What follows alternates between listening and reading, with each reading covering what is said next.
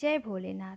प्रिय भक्तजनों, आज हम प्रदोष व्रत की कथा श्रवण करेंगे। वैसे तो हर वार के अनुसार प्रदोष व्रत कथा का श्रवण किया जाता है, परंतु एक बहुत ही प्रचलित कथा है। एक गांव में एक निर्धन विधवा ब्राह्मणी रहती थी और ब्राह्मणी का एक पुत्र भी था। भ्रमण पोषण के लिए दोनों प्रतिदिन भिक्षा मांगते और जो मिलता उसी में अपनी क्षुधा शांत करते। ब्राह्मणी कई वर्षों से प्रदोष व्रत का पालन करती आ रही थी। एक बार ब्राह्मणी का पुत्र त्रयोदशी तिथि पर गंगा स्नान करने के लिए निकला। स्नान पर जब वह घर की ओर लौट रहा था तो रास्ते में उसका सामना लुटेरे के एक दल से हुआ।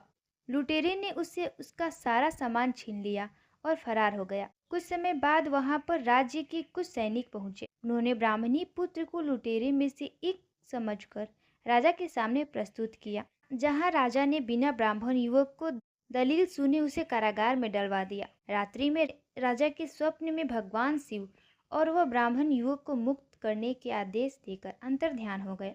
राजा नींद से उठकर सीधे कारागार पहुंचा और युक्त को मुक्त करने का आदेश दिया।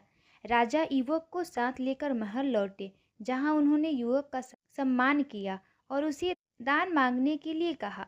युवक ने राजा से दान स्वरूप सिर्फ एक मुट्ठी धान मांगा। राजा उनकी मांग को सुनकर अचरज में पड़ गए। राजा ने युवक से प्रश्न किया कि सिर्फ एक मुट्ठी धान से क्या होगा, और भी कुछ मांग लो, ऐसा अवसर बार बार नहीं मिलता।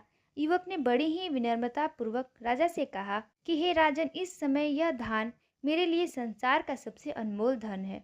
इसे मैं अपनी माता को दूंगा, जिससे वे खीर बनाकर भगवान शिव को भोग लगाएगी। फिर हम इसे ग्रहण कर अपनी क्षुधा को शांत करेंगे। राजा युवक की बातों को सुनकर बहुत प्रसन्न हुए।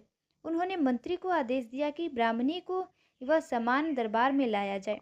मंत्री ब्राह्मणी को लेकर दरबार पहुंचे। राजा ने सारा प्रसंग ब्राह्मणी को सुनाया और उनसे पुत्र की प्रशंसा करते हुए ब्राह्मणी पुत्र को अपना सलाहकार नियुक्त किया, और इस प्रकार निर्धन ब्राह्मणी को उसके पुत्र का जीवन बदल गया। दोस्तों, अगर आपको ये कहानी अच्छी लगी हो तो हमारे वीडियो को लाइक कीजिएगा और चैनल को सब्सक्राइब करना ना भूलिएगा। धन्यवाद।